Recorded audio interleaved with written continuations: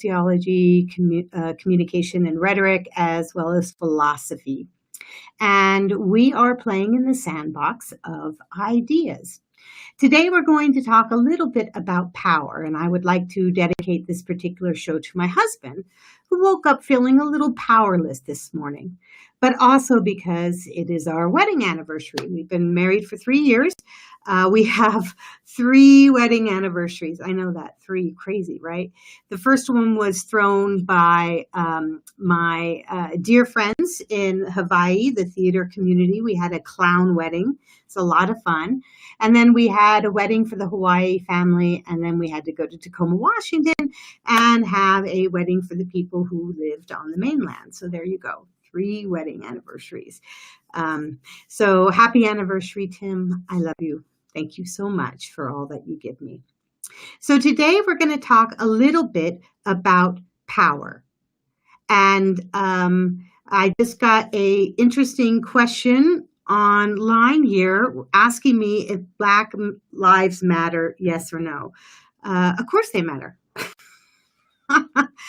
But here's the thing. We will talk about how that functions within the realm of power. And I think it's important to talk a little bit about power today because ultimately we are 40 days away from the November 3rd election. 40 days.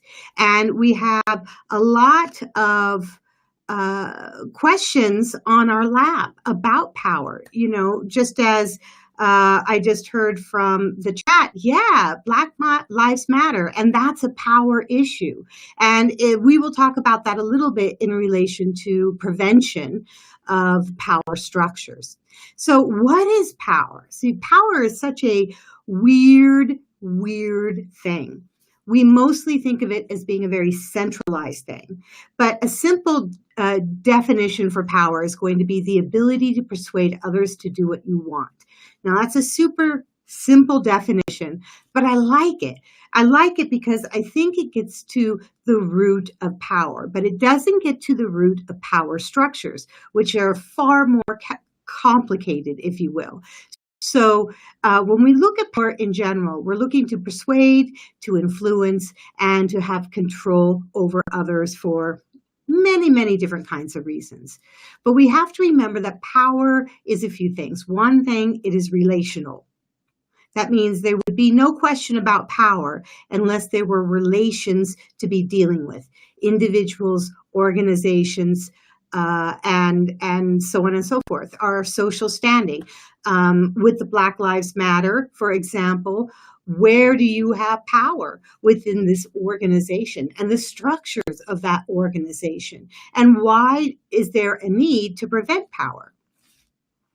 So we need to look at how power functions within our society, and that will help us better detect how to deal with injustices, how to deal with things that we feel are not right, how to deal with societies that are not treating their citizens correctly with respect, with equanimity, to look at those people and to understand that they are part of our collective whole. And so if we disfranchise a particular group, a particular thought, a particular way of being, then what we're doing is literally cutting our own arm off. So power normally, though, is not, what's the best way to say it? Power is not centralized. We think of power as being centralized. When we talk about our government, we often look to the president and we say the president did this and the president did that. And the president is one aspect of a larger network of power. Power is a network. Power functions within a network. So we see power structures that happen from maybe a sort of kind of centralized form that we may create, i.e. our government. But it really is how that power is then networked all the way through our society, and then how that is balanced and kept. So it's better to think of power in the sense of a network than it is to think of power in the sense of a centralized mode of. There are several different forms of power, okay? Because, for example, there's dominance, There's prevention, and there's empowerment. Dominance deals specifically with a competitive kind of power. I win, you lose. That's dominance. And we see this in societies, for example, where we have a dictatorship, right? That's a dominant form of power. And when we have those kind of dominant forms of power, then we have the other power structure, which is prevention. And that's when we're trying to interrupt the power that happens to be existing at the moment. And between dominance and prevention, we have absolute competition. There is very little room to empower everybody because we are always working as a force, going back and forth, back and forth, back and forth. And that's what we really have in our society today. We have a structure in which we are constantly trying to have dominance, prevention, dominance, prevention. And oftentimes we have shifts in power in our society, right? Where one team wins and the other team loses. And then there's usually, and this is unique to democracy, there's usually a peaceful transition of power, at least within our country. And we'll talk about that a little bit more because the idea of a peaceful transition of power is now being very much challenged. There is also empowerment. Now, empowerment is a form of cooperative power. This is when we look at the needs and the values of everyone, and we work to cooperate, to negotiate, to find those common grounds so that nobody is disempowered. Now, with that said, I want to say that none of us is truly disempowered. We have choice. To some degree, and that is a type of power. It may not be the type of power we want to change injustices, to stop, for example, systematic discrimination against Black Lives Matter, against women, against people who have different religions, against gender inequality, but we do have some kind of power. So it's important to remember that we are not without power. As individuals. We see that right now out in the street. We see all of these protests of a lot of people coming together and saying, no, this is not right. We're done. We're done having a society in which we treat people unequally. And that's vital. So we do have empowerment in which we can create more of an equilibrium for everybody. And there's different kinds of power resources. Information is a huge power resource, and we've been talking about that all week long so far. Information, if it's scarce, if it's restricted, if it's inaccurate, is a way to help and maintain certain power structures from not changing. And it's a way to manipulate other people. We also have the power of expertise, which is information and know-how. And expertise is something, as we've talked about earlier this week, that has disappeared, has literally disappeared in our society. It's not saying that we don't have experts. We have a ton of experts, right? But what we're missing is a respect for somebody who might have the expertise and the know-how. And we've exchanged that power for personal power, personal qualities. And I'll talk about that in a second.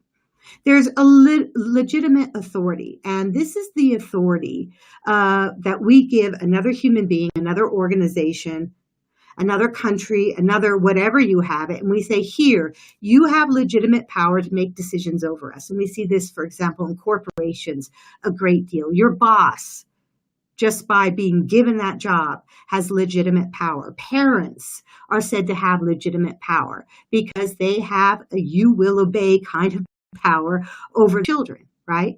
So legitimate power is another form of power or a power resource. Rewards and punishment is another power resource. If you do this, I promise to give you this. If you do that, I promise to do this for you. It is exchange, reciprocal power. And in this sense, there is an agreement between the two parties. And this is very closely related to what is termed, that is, hegemony. And we'll talk about that in a minute. Next is the personal qualities. And this is our stars, right? These are people who have magnetic personalities that we are drawn to, and their magnetic personalities actually gives them power. And sometimes we try to challenge the power. For example, celebrities who want to come out and talk about different political or social or economic issues, and you'll see people challenging that personality power, suggesting that, well, you're just a movie star. You can't be intelligent or educated on anything else. And that's, of course, a way to prevent the personal power from happening. Hegemony is important, and I've gotten several different chats, and invalidating my question makes you questionable. I'm not really sure what she's saying. She's very, very concerned about Black Lives Matter, as well as I am, and as well as most of the people I personally associate with. And Black Lives Matter is a really good example of when hegemony is broken. To give you a brief definition of hegemony is domination plus consent. That goes with the idea of power and legitimacy. I agree to allow you to have power over me because I think I'm getting something out of the deal. I think I'm getting something out of the deal. But the moment I stop feeling like I am getting something out of the deal is the moment I'm going to try to prevent your domination. And we're seeing that with Black Lives Matter right now. We're seeing this with women's issues right now. We're seeing it with the protests right now, continuing protests, something that really hasn't happened since the 1960s. And many of us are going out to the street and we're saying, no, the hegemony is broken. I'm not getting anything out of this deal by allowing you to stay in power, whoever that you is. In this case, we often think about President Trump.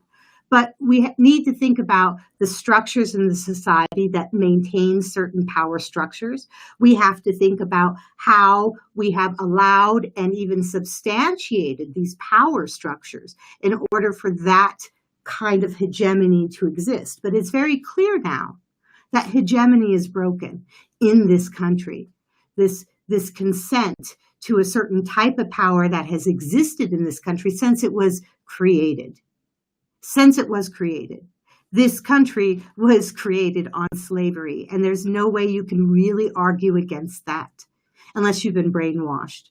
I mean, if you look at New York City, one of the first things the settlers in New York City did was to bring over a lot of slaves.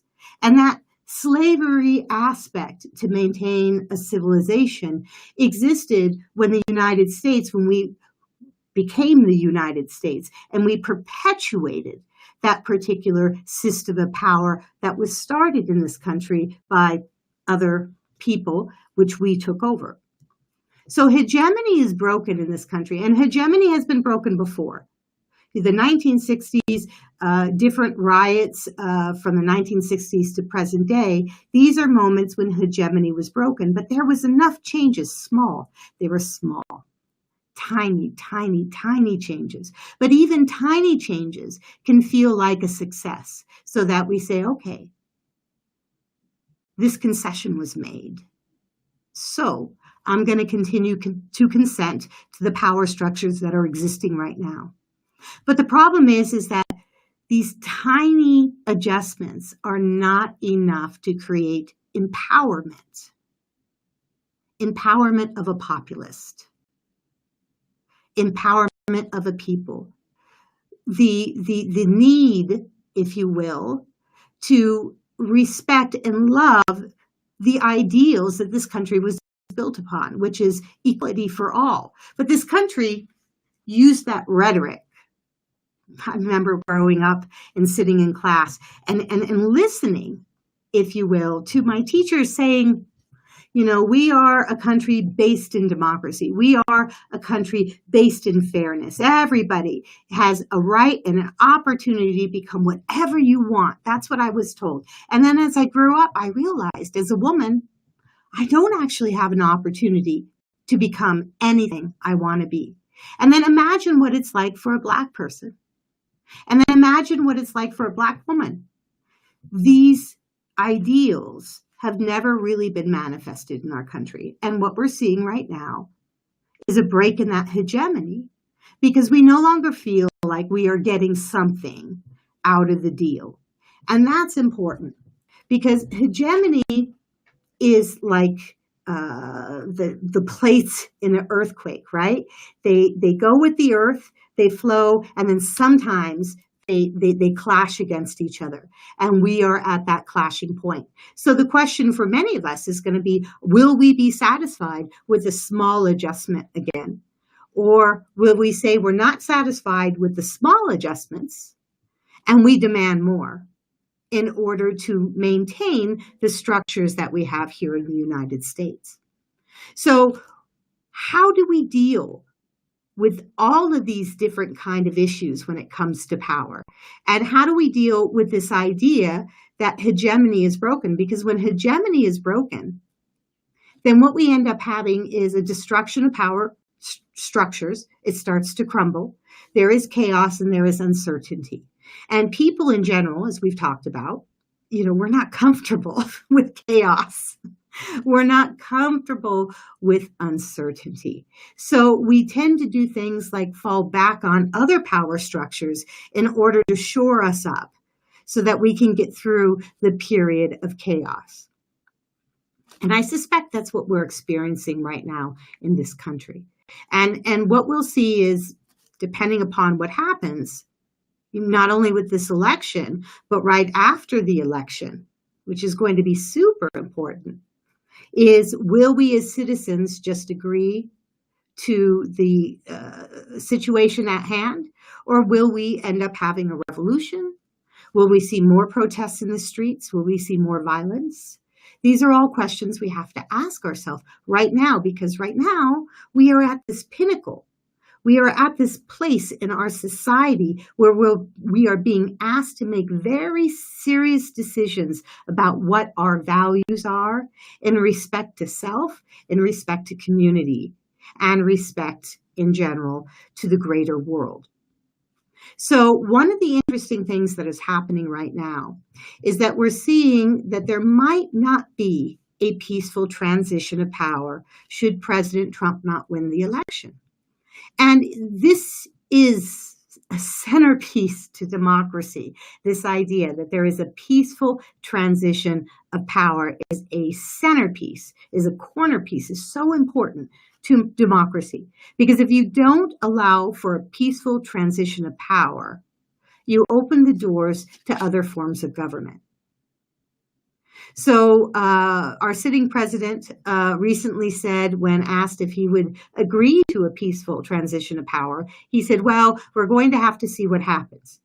And in the same breath, he talked about the ballots, and we got to get rid of the ballots. They're very nasty. They're very bad. And they won't, and if we got rid of the ballots, we would see there would be no transition of power. It would be a continuation of my power. So we already have rhetoric establishing the idea, trying to get the public comfortable and ready for the idea that there should not be a peaceful transition of power. And this rhetoric is really important to listen to and understand. Because when somebody lays the ground with this type of rhetoric many, many, many, many months ahead, they are preparing all of us from a psychological point of view to say, especially supporters of this particular president, to say, absolutely, this is what's happening. So we cannot allow there to be a peaceful transition of power. And unfortunately, this means there's probably going to be more violence as we look at what happens in our country if there is not a peaceful transition of power. There's going to be even more protests and there's going to be a lot more violence. I guarantee you that. So we have to be prepared for this because there is a dominant person who doesn't want to give up power. Now, I'm not saying that we will not re-vote President Trump in. There's a very good likelihood. I can't trust the polls. I'm sure you probably don't trust the polls either because of the last election. And the way the news is, it's very, very difficult to gear what will actually happen. But if we lay the groundwork, as we're seeing President Trump do, to get people comfortable about not having a peaceful transition of power, well, that rhetoric is very powerful. And we should pay attention to it because I suspect, although hegemony is already broken in this country, we're talking smashing it. So it's something that we all have to keep in mind. As Mitt Romney said, and of course, he's a Republican. He is a Republican in my state, Utah. And I don't always agree with Mr. Romney. I really, really don't. There are many things that him and I disagree on. But he did give a really important quote. He said, fundamental to democracy is a peaceful transition of power. Any suggestions that a president might not respect this constitutional guarantee is both unthinkable and unacceptable. And they are, because we have to ask ourselves, what is it going to mean not only for this country, not only for different groups that have been systematically put underfoot in this country, but also what does it mean for us personally? Where are we going to stand? What choices are we going to make? Are we going to look at a revolution? Will there be another war in this country, another civil war? Or will we just simply accept, because now we've been trained to accept, what may happen? So in today's meditation, I would like us all to take a seat and a breath. We've got Elf Meditation by, again, Kevin MacLeod over at Impotech. Great, great website, lots of wonderful music. And as you sit, please close your eyes and breathe.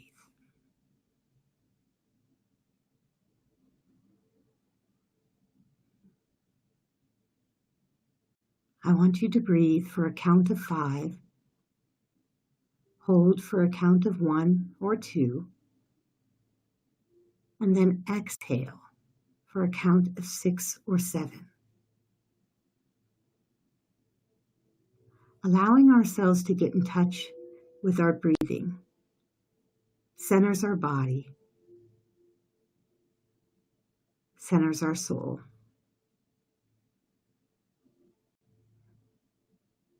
And helps us become the observer so we can make decisions from a rational space rather than reacting emotionally.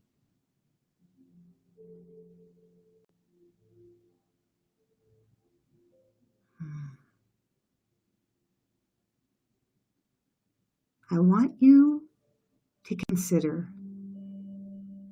for your intention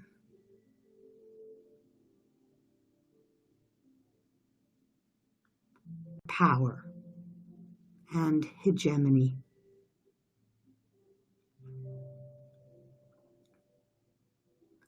Imagine a series of what ifs in your life.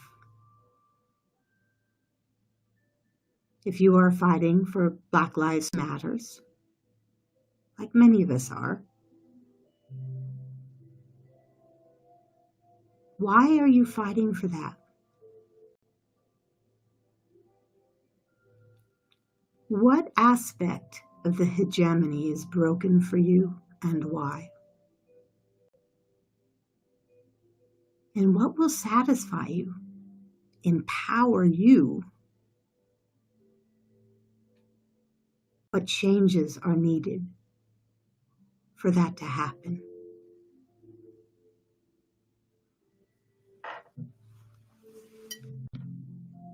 Continue breathing. Search for any place in your body that might feel tight. And breathe into those spaces.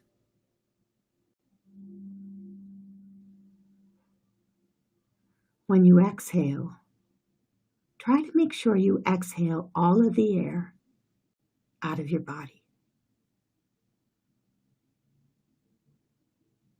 When you inhale, Inhale deeply within the root of your body, allowing that air to build up from the bottom up.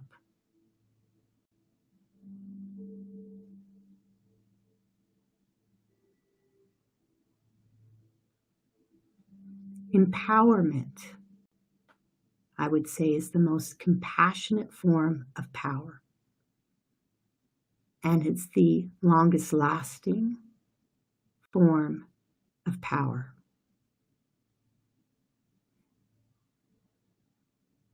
We have to start with empowerment of self.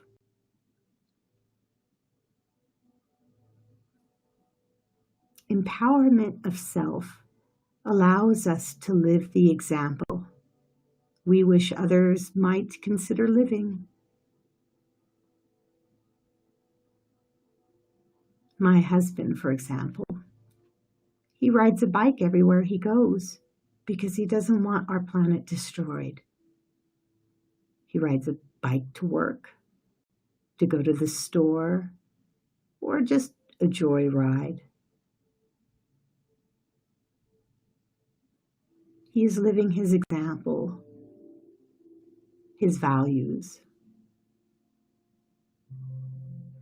Most of it is all a matter of perspective. But when we empower ourselves and others by making changes in society that no longer fits, by realizing that everybody counts, not just a certain few, and it doesn't matter the color of their skin, their religion, their gender, their sexual preferences. None of this matters. People are people. And if we have inherent rights, as our Constitution suggests, then empowering all people needs to be our number one concern. But often we have to start with ourselves.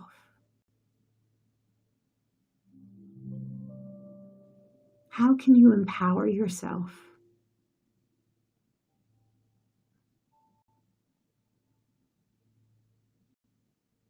Take a final deep breath in and then exhale out.